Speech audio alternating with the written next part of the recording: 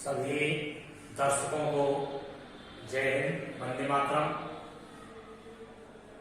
आपके प्यार का ही परिणाम है कि आज मैं इस स्थान पर पहुंचा हूं। ये सब आप लोगों के दुआओं का ही असर है। आज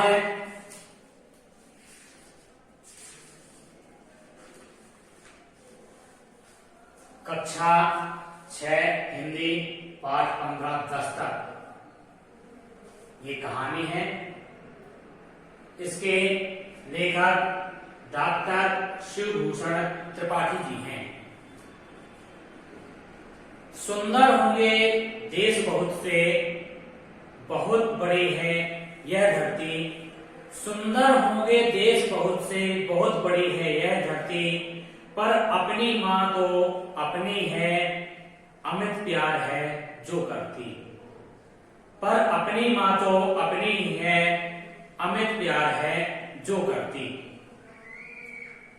इच्छा है इस जन्मभूमि पर सत सत बार जन्म ले हम। इच्छा है इस जन्मभूमि पर सत सत बार जन्म ले हम। सत सत बार इसकी सेवा में अपना जीवन दे दें हम। तो आज हमें देखना है पाठ 15 दस्तक।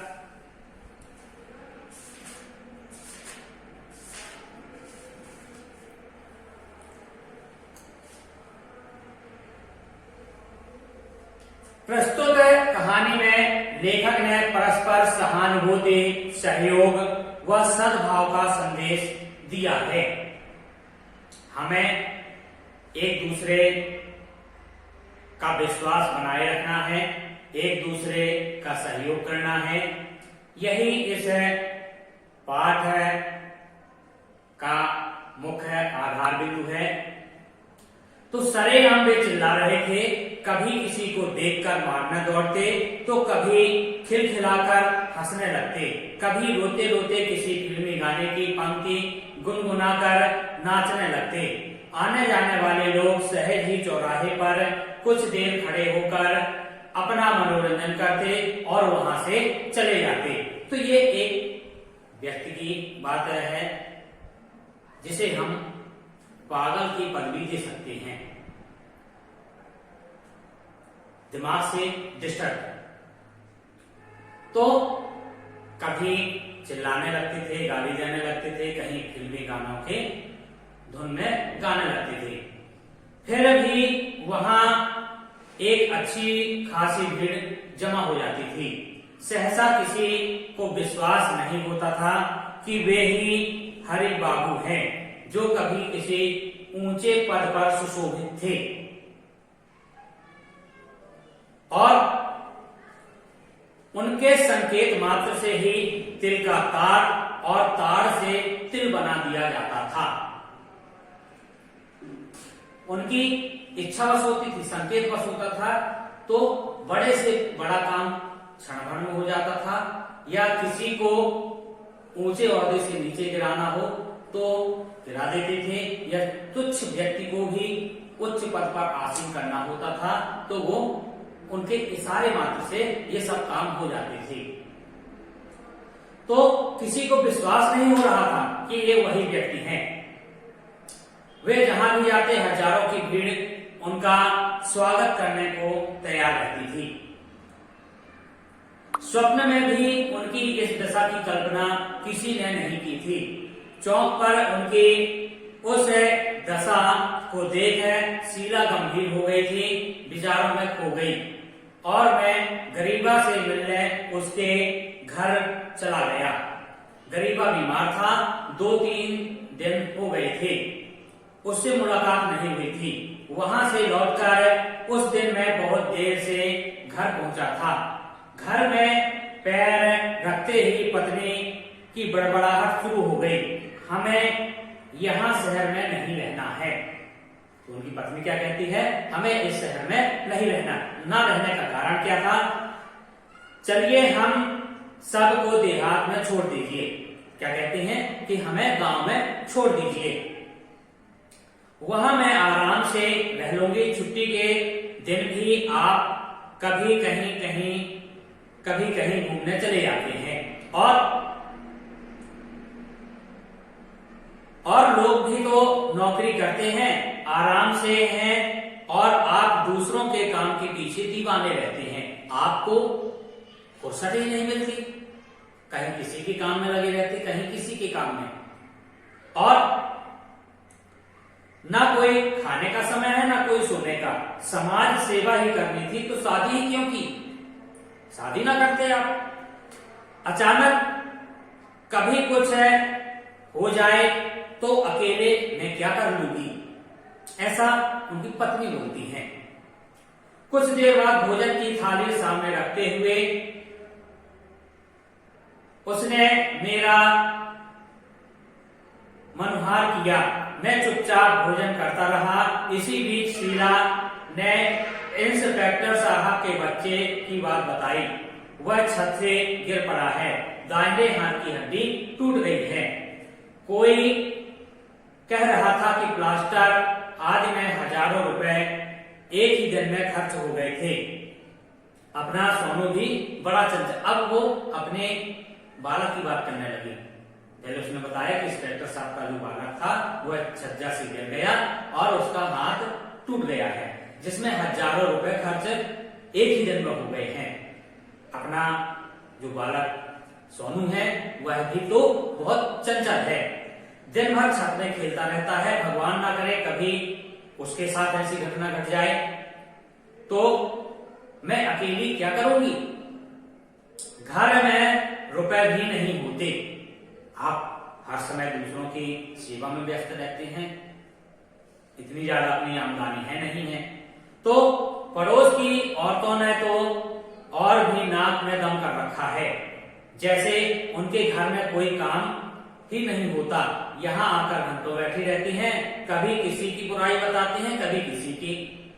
अमुक के पापा ऐसे हैं, उनके घर में क्या आ गई, उनके घर में कार आ गई, कि वे सीधे मुंह बातें नहीं करती। तो स्त्रियां अपने पड़ोस के में जो सुख सुविधाएं होती हैं वो अक्सर उलाहना देती हैं अपने घरों में कि पड़ोसी की यहाँ पे अमुक वस्तु आ गई है, अपने यहाँ कब आएगी। एक प्रतिस्पर्धा लगी रहती है। तो यही प्रतिस्पर्धा इनके यहाँ पे भी है। तो सुना किसी दिन गरीबों और अपाहिजों की बस्ती में भी गए थे। इतने बड़े पूजा पाठी होकर गंदी बस्ती में जाने में इन्हें जरा भी विचार नहीं। इस तरह सुनते सुनते मेरे कान पक गए।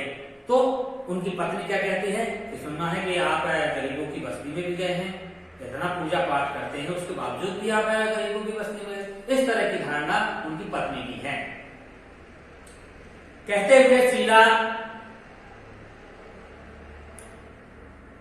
आज मैंने बहुत कुछ कह दिया, मेरे कान पक गए थे, इसलिए मैंने भी कुछ कह दिया, मुझे माफ करो।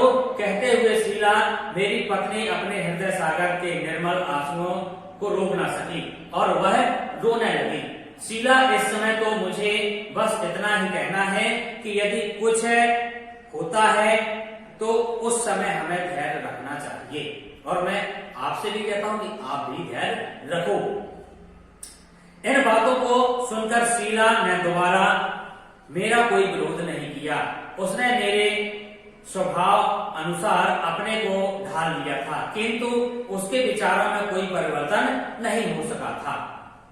स्वभाव में कुछ बदलाव तो आया, पर विचार अभी भी उसके वही थे। उसका असंबंध बराबर चलता रहा और वह औरों की भांति ही मुझे भी अपने परिवार की प्रगति और खुशहाली में संतुष्टि के लिए सीमित रखना चाहती थी। उसका विचार था कि हम सुखी तो संसार सुखी, हमें दूसरों से कोई लेना देना नहीं। इस विचार वाली महिला थी। तो इसलिए मन ही मन उसके विचारों की संकीर्णता और द्वंद्व समाप्त करने के लिए मैं चिंतित रहने लगा था। कुछ दिनों बाद मुझे अपने एक मित्र के काम में 10 दिनों के लिए त्रिवेंद्रम जाना पड़ा था। क्या हुआ कि अपने मित्र के किसी काम से मुझे त्रिवेंद्रम जाना पड़ा। इधर होनी होकर रही, एक दिन शीला रसोई में व्यस्त थी। सोनू छत से गिर पड़ा, अचेत हो गया। मिनटों में यह घटना मोहल्ले से मोहल्ले होते हुए पूरे नगर में फैल गई। सहानुभूति में दर्शकों की भीड़ लग गई और जो जिस लायक थे सहायता के लिए टूट पड़े। उपचार के लिए रुपए कहां से आए, किसने दिए, यह कोई जानकारी शीला को नहीं थी। घंटों बाद अस्पताल में रोगी शैया पर अपने को देखकर वह चकित रह गई। उसे पता चला कि सोनू को मूर्छित देखकर उपचार तो दूर रहा, वह स्वयं सदमे से मूर्छित हो गई और अस्पताल में अमीर गरीब सभी स्तर के सहयोगियों की एकत्रित भीड़ को देखकर वह दंग रह गई। उसे मेरी अनुपस्थिति की अनुभूति भी नहीं हो सकी। शायद मैं उपस्थित रहकर भी उतना धन नहीं जुटा सकता था। उस दिन जिस समाज के पीछे मैं दीवाना था, उसका दर्शन करते वह नहीं हटाती थी। आज उस महिला को यह देखकर बड़ा ही आश्चर्य रहा कि मेरे पति यहाँ पर है नहीं, त्रिवेंद्रम में है और यह घटना घट गई और वह तो देखकर मूर्छित हो गई थी। अब बालक को कौन देखे, उसे कौन देखे। पर समाज में यदि हमने हित किया है, समाज में यदि हमने हित किया है तो ईश्वर हमें भी देखता है। हमारी भी सहायता करने के लिए लाखों लोग एकत्रित हो जाते हैं। यही हुआ उस व्यक्ति के साथ। वो व्यक्ति त्रिवेंद्रम में था और वो समाज सेवा जो करता था उसी का परिणाम था कि हजारों लोग एकत्रित हुए और दोनों माता और पुत्र को दोनों को अस्पताल में भर्ती करवा दिया। रुपए पैसे की कोई बात ही नहीं थी। एक्सरे की रिपोर्ट के अनुसार तीसरी मंजिल से गिरने पर भी सोनू को कोई फ्रैक्चर नहीं हुआ था। कुछ समय बाद सोनू स्वस्थ हो गया था। इस घटना के बाद शीला का मन बदल गया। वह मन ही मन समाज के प्रति मेरे कार्यों की सराहना करने लगी थी। जब उसने यह सब वाकया देखा, कारनामा देखा, तो वह भी अब मेरी इज्जत करने लगी, मेरी बातों की सराहना करने लगी और बेताब हो रही थी। अपनी बात शीघ्र मुझे सुनाने के लिए। क्यों? क्योंकि मैं कहां पे था? त्रिवेंद्रम में था। त्रिवेंद्रम से लौटकर 11वें दिन मेरे घर पहुंचने पर शीला ने अपना टेप रिकॉर्डर खोल दिया। जब पति बाहर से आते हैं तो स्त्रियां जितने दिन से पति नहीं मिला है उतने दिन से बातें टेप कर दी जाती है। आज ये हुआ, कल ये हुआ, इस तरह से। और जिस दिन पति देव आए उस दिन उसने अपना पूरा टेप रिकॉर्डर चालू कर दिया। ऐसा हुआ, वैसा हुआ, इस तरह से। खाने पीने के लिए कोई बात नहीं कि आप वहां पर कैसे रहे, क्या किया, भोजन समय से किया कि नहीं, इससे कोई लेना देना नहीं। आप आए हैं, इतने दिन तक नहीं रहे हैं, तो आप पहले मेरी बात सुनिए। और अच्छा सा उसकी बात सुनता रहा। इसी बीच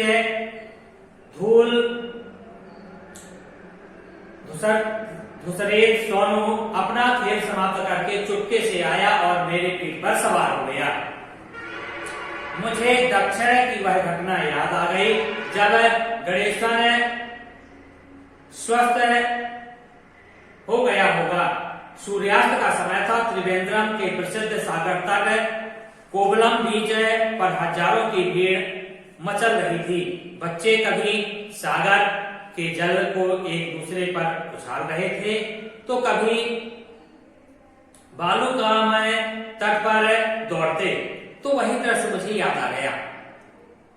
वह दृश्य बहुत ही रोचक और आकर्षक था। अचानक एक चीख सुनाई पड़ी। पीछे मुड़कर देखा तो एक 8 वर्ष का बालक चीख रहा था। उसके पैर के तलवे से खून बह रहा था। मौखिक सहानुभूति के अतिरिक्त दर्शकों की उस भीड़ में कोई संवेदना न थी। तो क्या वाकया देखा कि भीड़ तो काफी लगी है, बालक के पैर से खून भी बह रहा है, पर उसे उठाकर अस्पताल कोई भी नहीं ले जा रहा था। केवल एक महिला के चेहरे पर हवाइयां उड़ रही थी, वह परेशान हो रही थी। गोद में एक बच्चे के कारण शायद वह लाचार थी, कैसे क्या करे। ऑटो स्टैंड तक पहुंचने के लिए आधा किलोमीटर दूर तक पैदल वह बच्चे को कैसे ले जाए। एक क्षण भर उन दोनों को देखने के बाद मैंने बच्चे के पैर में चुभी कील को निकाल दिया। घाव पर रुमाल बांधने से रक्त बहना बंद हो गया। तो वहां पर एकत्रित सभी व्यक्ति मुंह के दर्शक बने हुए थे, पर किसी की हिम्मत न पड़ी कि उस बालक को उठाए और अस्पताल ले जाए। उस समय मैंने अपने रुमाल से उसके पैर को बांधा, पहले कील निकाली और फिर पैर बांधा और अस्पताल के लिए रवाना हुआ। अपनी पीठ पर लाद कर मैंने गणेशन को ऑटो स्टैंड तक पहुंचा दिया। बालक की मां पढ़ी लिखी थी, उसे अस्पताल जाने में कोई कठिनाई नहीं थी, इसलिए मैं निश्चिंत होकर समय से अपने मित्र के घर लौट आया। इस घटना को सुनकर मेरे सिद्धांतों के प्रति शीला की आस्था और विश्वास अधिक दृढ़ हो गया था कि मैंने किसी जरूरतमंद की सहायता की। इससे मेरी पत्नी का विश्वास और बढ़ गया। उसे आश्चर्य हो रहा था कि जब मेरा सोनू छत से गिरा था, विश्वास ठीक उसी दिन उसी समय मैं 8 वर्षीय गणेशन को पीठ में लादकर ऑटो स्टैंड पर जा रहा था। दोनों घटनाएं एक ही दिन घटी, जिस दिन सोनू छत से गिरा और उसी दिन वहां पर त्रिवेंद्रम में उस बालक के पैर में कील धरी। उसने वहां परोपकार किया, उसने त्रिवेंद्रम में परोपकार किया, उस बालक की मदद की। यहां पर ईश्वर की कृपा से यहां पर उसके बालक पर सभी ने अपनी कृपा दृष्टि बनाए रखी। तो हमें लगता जरूर है कि हम यह कार्य कर रहे हैं, इसका परिणाम हमें कम मिलेगा। तो गीता में कहा गया कर्मण्येवाधिकार अस्ते मा फलेषु कदाचन, कर्म करो फल की इच्छा मत करो। आप यदि अच्छा कार्य करेंगे तो आपके साथ और आपके समाज और परिवार के साथ भी अच्छा ही होगा, यह मेरा व्यक्तिगत विश्वास है। तो उस समय मेरी अनुपस्थिति में सोनू की सहायता के लिए लोग व्याकुल हो उठे थे। कहते हैं कि मैंने उस दिन देखा क्या सुना, त्रिवेंद्रम में थे वो। तो वह घटना जब सुनी उन्होंने तो उन्हें और विश्वास हो गया कि हमें समाज की सेवा करनी चाहिए, आगे आना चाहिए। तभी कुछ दिनों बाद मुझे यह जानकर संतोष हुआ कि शीला अवकाश के क्षणों में मोहल्ले मोहल्ले में जाकर महिलाओं के बीच समाज सेवा के कार्य करने में लगी थी।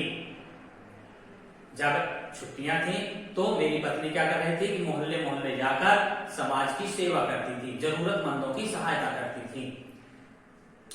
एक दिन वह कह रही थी कि जो समाज की उपेक्षा कर मात्र अपने ही उन्नति में संतुष्ट रहता है, प्रकृति उसका नियंत्रण स्वयं करती है, समय आने पर उन्हें दंड भी देती है। हम आप जरूर लगे रहते कि हमारा ऐसा हो जाए, हमारा ऐसा हो जाए। हम अपने स्वार्थ पर लगे रहते हैं, उसका परिणाम हमें यह मिलता है कि ईश्वर और प्रकृति दोनों हमें दंड देते हैं। तो हमें अपने विकास के साथ साथ समाज के विकास के बारे में भी सोचना चाहिए, लोगों की मदद करनी चाहिए।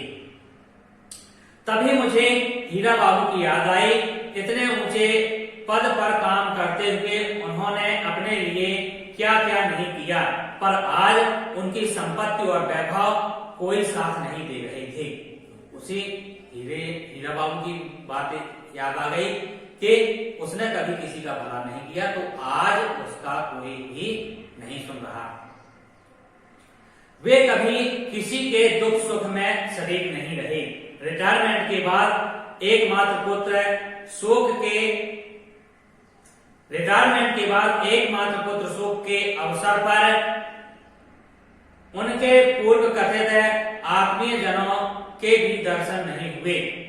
समाज के अन्य लोगों से तो वे संपर्क पहले ही तोड़ चुके थे, तो हमें समाज के व्यक्तियों से भी मिलना जुलना बनाए रखना चाहिए। क्यों? क्योंकि यदि हम हर समय ड्यूटी ड्यूटी ड्यूटी बस बजाते रहते हैं तो हम समाज से दूर जाते रहते हैं। इसलिए समाज ने भी उनके साथ वही व्यवहार किया जैसा उन्होंने किया था। हम समाज के साथ जैसा व्यवहार करते हैं, समाज भी वही व्यवहार हमारे लिए रखे रहता है। आज आपने किसी के साथ अच्छा व्यवहार किया है तो उसका परिणाम आपको अगले दिन मिलेगा।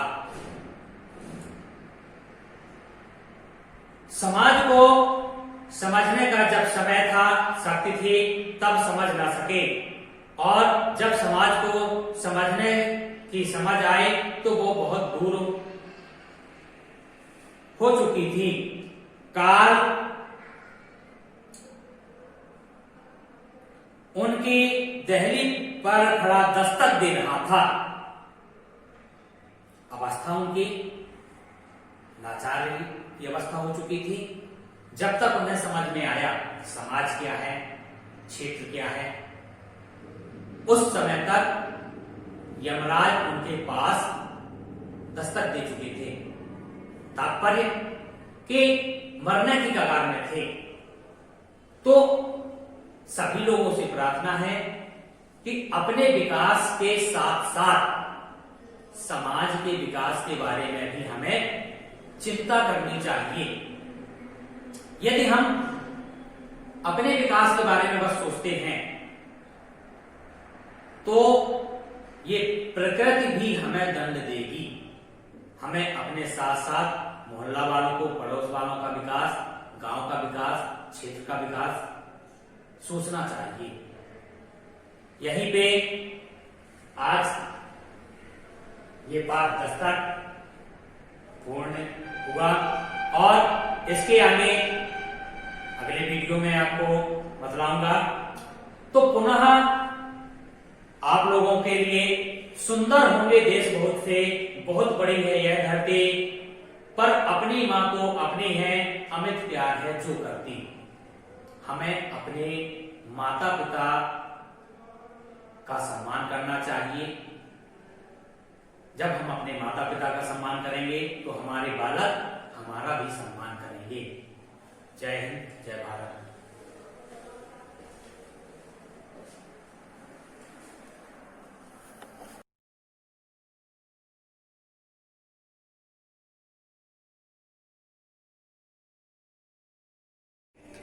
आप निरंतर आगे बढ़ते रहें।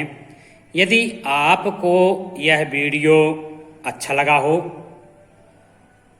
तो लाइक, शेयर, यदि नए हों तो सब्सक्राइब करना ना भूलें।